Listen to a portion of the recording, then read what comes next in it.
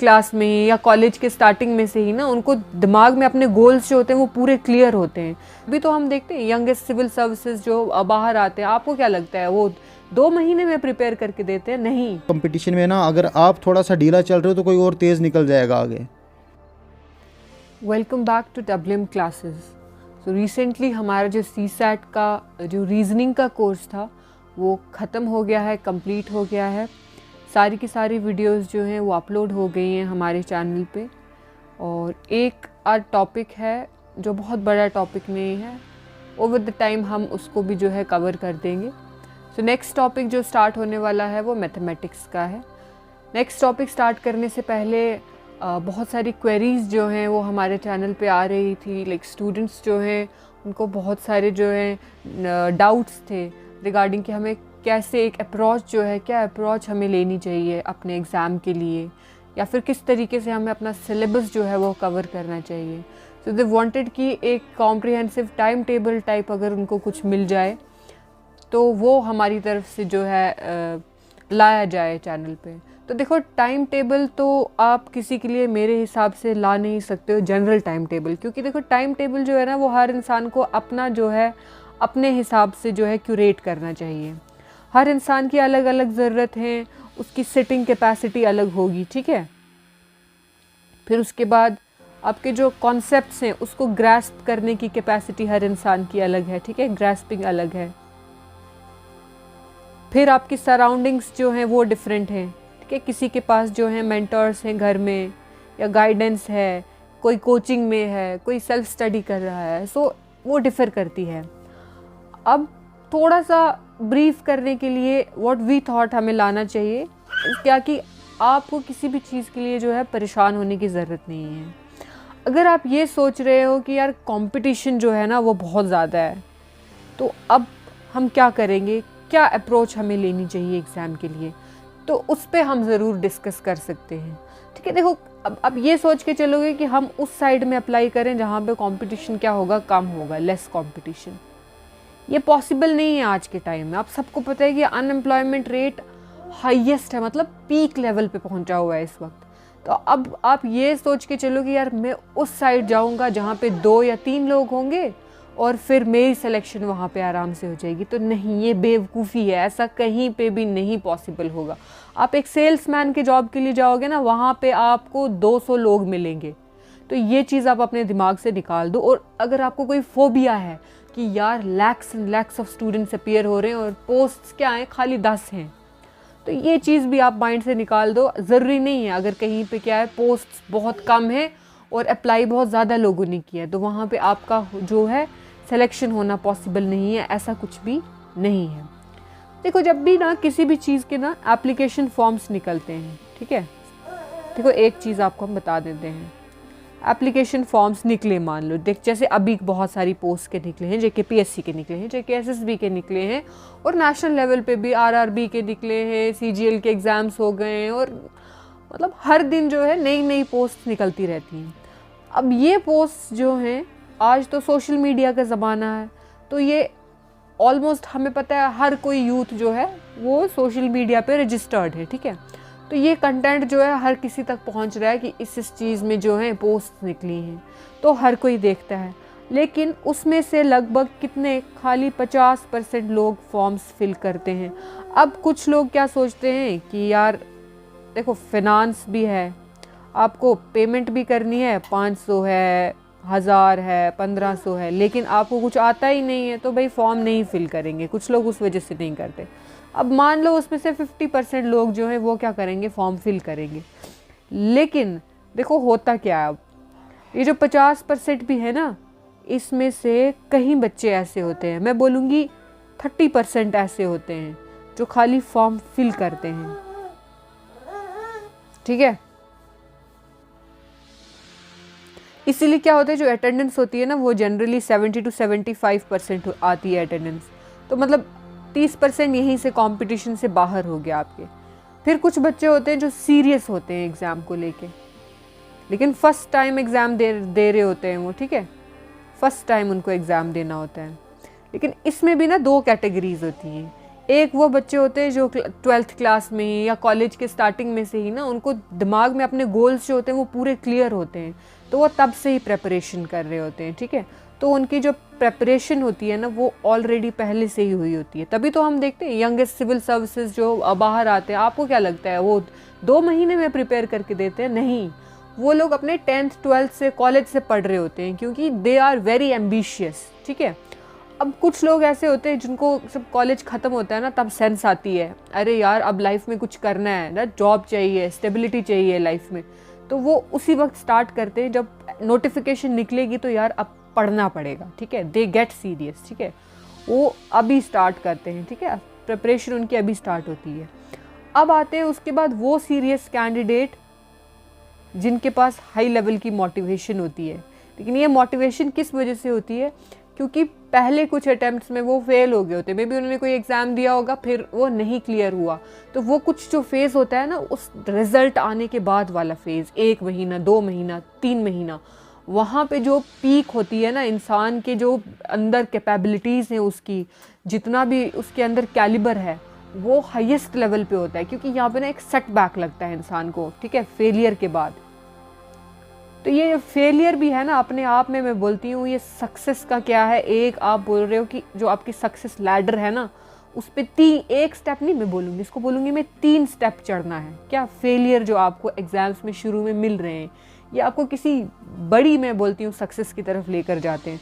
तो ये जो फेलियर वाले सीरियस कैंडिडेट होते हैं ना, इनको अब होता है कि यार अब तो दिन रात एक करनी है, पढ़ना है मुझे, ये एग्ज़ाम क्लियर करके रहना है, ठीक है। तो ये वो वाले कैंडिडेट्स आ गए।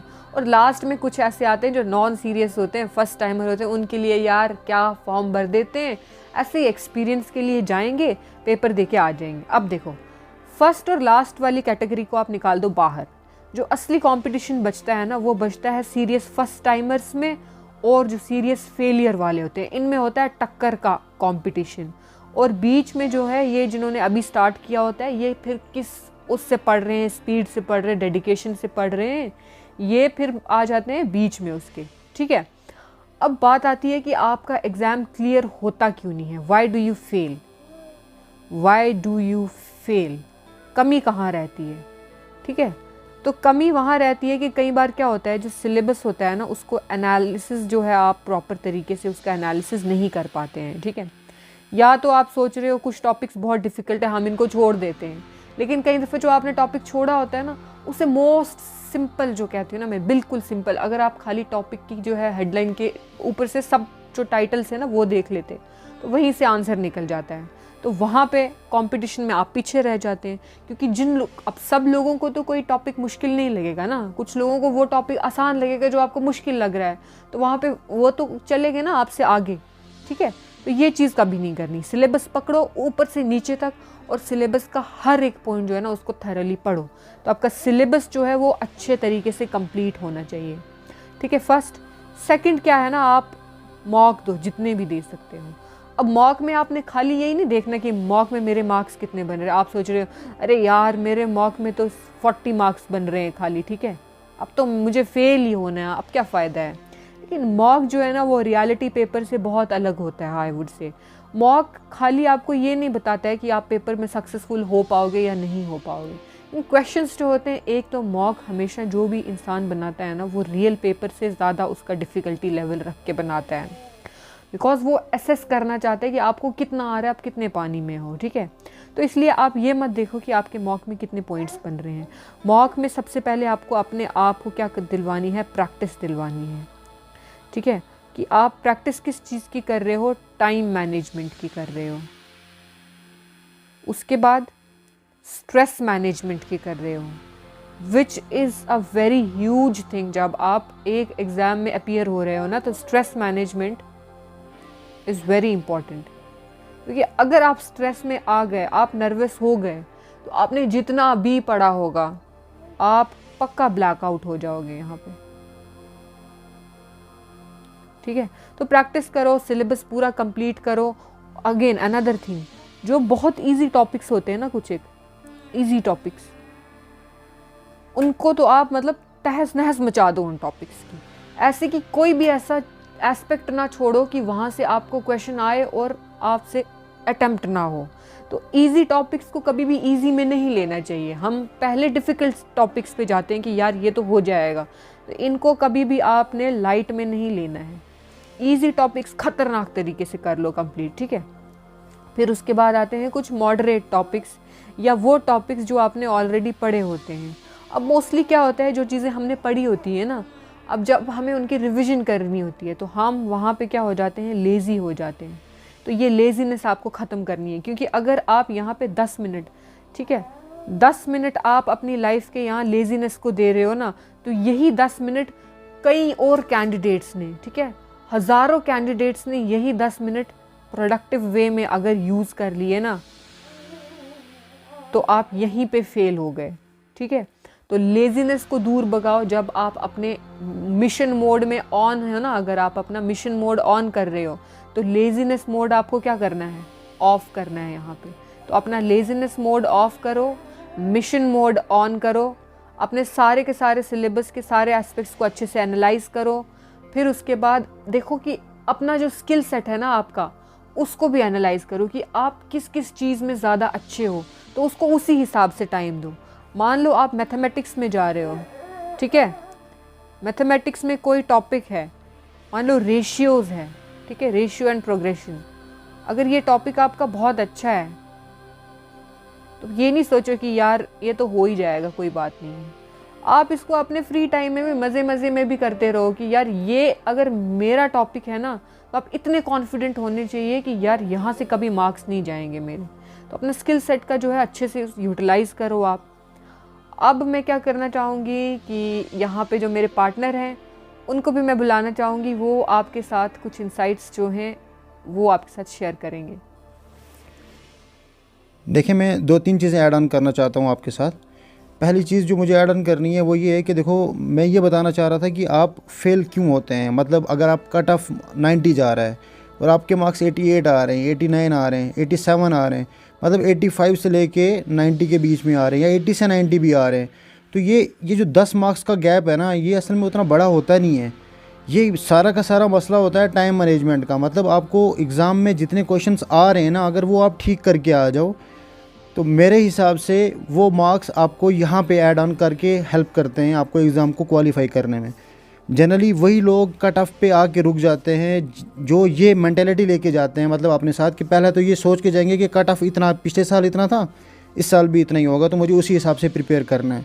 वो गलती। दूसरी गलती जो सबसे बड़ी होती है वो ये होता है टाइम मैनेजमेंट का ना अच्छे से करना वहाँ पे। और वो इंसान सीखता है मॉक से कि मुझे टाइम कैसे मैनेज करना है। देखो, क्वेश्चन पेपर जब भी एग्ज़ामिनर डालेगा तो वो लेंथी ही डालेगा, वो डिफ़िकल्ट भी डालेगा, तो आपको टाइम फ्रेम कम दिया होता है। देखो, एग्ज़ाम में गेम ही सारी टाइम की होती है। अब अगर कम टाइम में ज़्यादा क्वेश्चन कर सकते हो तो आप कंपटीशन में हो, नहीं कर सकते तो आप बाहर हो कंपटीशन से, सिंपल सी बात। ऐसे अगर वो वाला पेपर वो बंदा जो 50 मार्क्स भी ले रहा है ना, उसको भी बिठा के करवाओगे ना, जो 1 घंटे में पेपर करना होता है, वो अगर 3 घंटे में बैठ के करेगा ना, सारे के सारे क्वेश्चंस वो भी कर सकता है।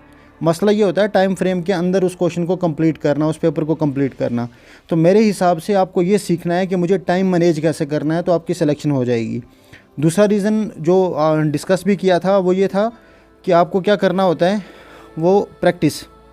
मान लो आपने पढ़ भी लिया सारा का सारा, ठीक है, सारे टॉपिक्स, मान लो पॉलिटी में आपने सारे के सारे टॉपिक्स कवर कर लिए, लेकिन उनकी रिवीजन नहीं की है, ठीक है। अगर रिवीजन नहीं की है तो मान के चलो कि आप बहुत सारे टॉपिक जो आपने पढ़े हुए होंगे ना, आप एग्ज़ाम में नहीं कर पाओगे, याद ही नहीं आएगा आपको। वो इंसान को हमेशा प्रैक्टिस से आता है, रिवीजन से आता है। तो जो आप पढ़ रहे हो ना, जितना आपने पढ़ा हुआ है, सबसे ज़्यादा ज़रूरी है जो पढ़ा हुआ है उसको रिवाइज़ कर लो। और जो अगर आपका सिलेबस में टॉपिक्स दे के रखे हैं, अगर वो आपके कवर नहीं है, वो छोटे से छोटा टॉपिक क्यों ना हो, उसको छोड़ो मत, ठीक है। तो एग्ज़ाम में ज़्यादातर यही मैटर करता है। तो आई होप आपको समझ में आया होगा। हम एक्चुअली बहुत सारी कॉल्स आ रही थी अपने स्टूडेंट्स की कि वो यही बोल रहे थे कि सर हमें बताओ कि हम कैसे, मतलब होता क्या रीज़न है एग्ज़ाम में मार्क्स अच्छे ना लाने का। तो ये सारा मेंटेलिटी का खेल है, ठीक है। और दूसरा प्रैक्टिस का है। तो मैं 2 ही चीज़ें बोलूँगा, एक तो जितना प्रैक्टिस कर सकते हो करो, जितनी रिवीजन कर सकते हो करो, अपना सिलेबस सामने रखो और लग जाओ, ठीक है। क्योंकि कंपटीशन में ये बात बिल्कुल याद रखने की है, क्योंकि कंपटीशन में ना अगर आप थोड़ा सा ढीला चल रहे हो तो कोई और तेज़ निकल जाएगा आगे, ठीक है। तो इसलिए जितना अपने से एफर्ट लगा सकते हो ना वो लगाओ, ठीक है। बाकी लक का फैक्टर भी होता है एग्ज़ाम में, लेकिन लक का फैक्टर तब आता है जब आप मैदान में उतरो उसके बाद, मैदान में उतरने से पहले लग क्या फिर अंदर अगर मतलब लेट के ही बातें करनी है तो मैदान में उतरना पड़ेगा पहली बात। तो आपको सारा सिलेबस एक बार कवर हो गया, कंपटीशन में आप आ गए, उसके बाद लक वाकई एक फैक्टर है, लेकिन वो तब है ना जब आप प्रैक्टिस सब कुछ करके गए होंगे और वहाँ पे आपसे ना हो पाए। ठीक है, उसमें मैं बता रहा हूँ 2-3 रीजंस होते हैं। एक वही होता है आपने रिवीजन नहीं अच्छे से की होगी, या फिर आप टाइम मैनेज अच्छे से नहीं कर सके। वो क्वेश्चंस जो आपके बेस्ट थे, वो वाले टॉपिक्स जो आपके बेस्ट थे, आप उनमें ही क्वेश्चन गलत करके आ गए हो। तो मार्क में यही सिखाया जाता है। ठीक है, तो मैं यहीं पे कंक्लूड करना चाहूँगा। Thank you so much. तो मैं साथ में एक चीज़ और ऐड ऑन करना चाह रहा था कि देखो हम JKSSB ने ये सब इंस्पेक्टर की पोस्ट निकाली है और भी बहुत सारी पोस्ट निकलेंगी, उसके लिए सिलेबस कंप्लीट करवा देंगे 3 से 4 मंथ्स के अंदर। ठीक है, और आई गारंटी यू कि अगर आप उस तरीके से, जिस तरीके से मैं बता रहा हूँ आपको फॉलो करके चलना है, उस हिसाब से अगर आप कवर करते रहे सिलेबस, तो सिलेक्शन को कोई नहीं रोक सकता है। ठीक है, माना कि कंपटीशन है लेकिन आपका हार्ड वर्क चाहिए। मैं अपना पार्ट प्ले कर रहा हूँ क्योंकि मेरा असल में पहले से भी बैकग्राउंड थोड़ा टीचर स्टूडेंट का ही रहा है, तो मतलब उस वजह से भी मुझे बहुत सारे कॉल्स आते थे कि सर हमें पढ़ा दो। मेरे पास टाइम नहीं था, इसलिए मैंने सोचा कि क्यों ना बेस्ट यही है कि मैं यूट्यूब पे पढ़ा के डाल दूँ, जिसको हेल्प मिल सकती है तो अच्छी बात है। आज ये अच्छा मीडियम है। तो थैंक यू सो मच।